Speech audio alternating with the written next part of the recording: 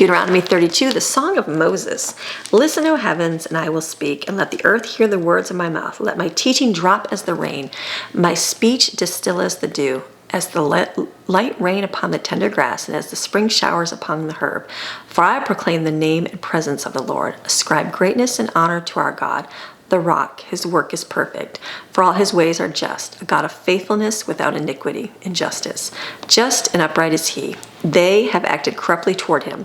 They are not his children because of their moral defect, but are a perverse and crooked generation. Do you thus repay the Lord, O foolish and unwise people? Is not he your father who has acquired you as his own? He has made you and established you as a nation. Remember the days of old. Consider the years of many generations. Ask your fathers, and he will inform you. Your elders, and they will tell you, when the Most High gave the nations their inheritance. When he separated the sons of man, he set out boundaries of all the peoples according to the number of the sons of Israel. For the Lord's portion and chosen share is this people. Jacob, Israel, is the allotment of his inheritance. He found him in a desert land, in the howling wasteland of wilderness. He kept circling him. He took care of him. He protected him as the apple of his eye, as an eagle that protects its nest, that flutters over its young. He spread out his wings and took them. He carried them on his pinions. So the Lord alone led him. There was no foreign god with him. He made him, Israel, ride on the high places of the earth. And he ate the produce of the field, and he made him suck honey from the rock, and olive oil from the flinty rock, butter and curds of cows, and milk of the flock, with fat of lambs, and rams, and breed of Bashan and goats, with the finest of the wheat, and he drank wine, the blood of grapes. But Israel became fat and kicked at God. You became fat, thick, sleek, and obstinate. Then he abandoned God who had made him, and he scorned the rock of his salvation. They provoked him to jealousy with strange gods by denying him the honor and loyalty that is rightfully and uniquely his.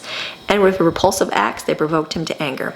They sacrificed to demons, not to God, to gods whom they have not known, new gods who came lately, whom your fathers never feared. You were unmindful of the rock who bore you, and you forgot the God who gave you birth. The Lord saw it and rejected them, out of indignation with his sons and his daughters. Then he said, I will hide my face from them. I will see what their end shall be, for they are a perverse generation, sons in whom there is no faithfulness. They have made me jealous with what is not God. They provoke me to anger with their idols, so I'll make them jealous with those who are not a people. I will provoke them to anger with a foolish nation. For fire is kindled by my anger, and it burns to the depths of Sheol, the place of the dead, the netherworld. It devours the earth with its yield, and sets on fire the foundations of the mountains. I will heap misfortunes on them. I will use my arrows on them. They will be wasted by hunger and consumed by plague and a bitter destruction. And I will send the teeth of beast against them, with the venom of crawling things of the dust.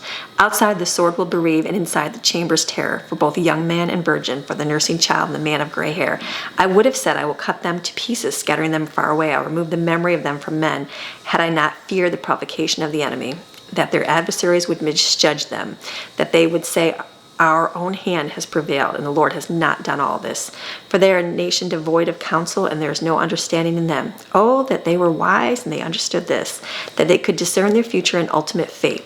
How could one chase 1,000, two put 10,000 to flight, unless their rock had sold them?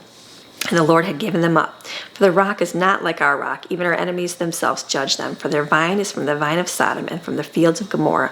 Their grapes are grapes of poison. Their cluster is bitter. Their wine is the venom of serpents and the deadly poison of vipers. Is it not laid up in store with me, sealed up in my treasures? Vengeance is mine and retribution in due time. Their foot will slip, for the day of their disaster is at hand, and their doom hurries to meet them. For the Lord will vindicate his people, and it will have compassion on his servants, when he sees that their strength is gone, and none remains, whether bond or free. And he will say, where are their gods, the rock in which they took refuge, who ate the fat of their sacrifices and drank the wine of their drink offering? Let them rise up and help you. Let them be your hiding place. See now that I am he, and there is no God beside me.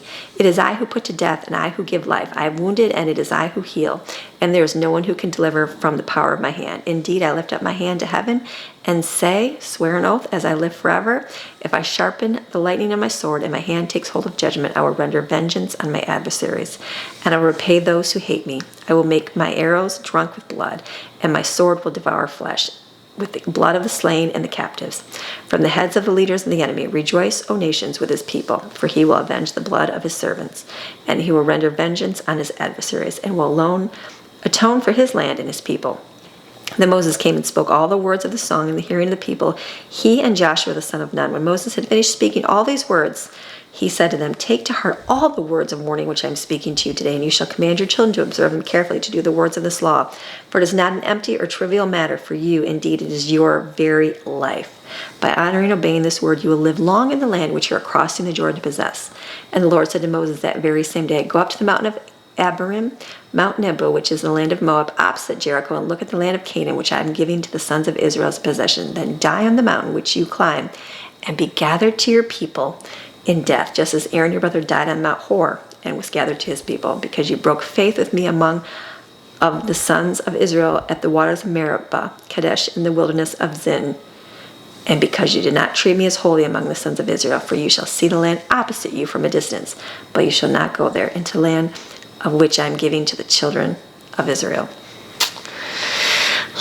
We have read through so much on here. We're getting through this more and more, but Moses did sin. He still knew he did wrong, but he still kept pushing through and doing what God wanted him to do right through the very end. And then God said, "Here, I promise to give all of this to you. I'm still a God of my word. I'm still going to you're not going to enter the promised land, but here, let me give you all these blessings along the way. You're going to pass this along." Still, God is a good God, is he not? He is. All right, this is your Daily Bible Chapter, reading God's Word Monday through Friday. See you tomorrow.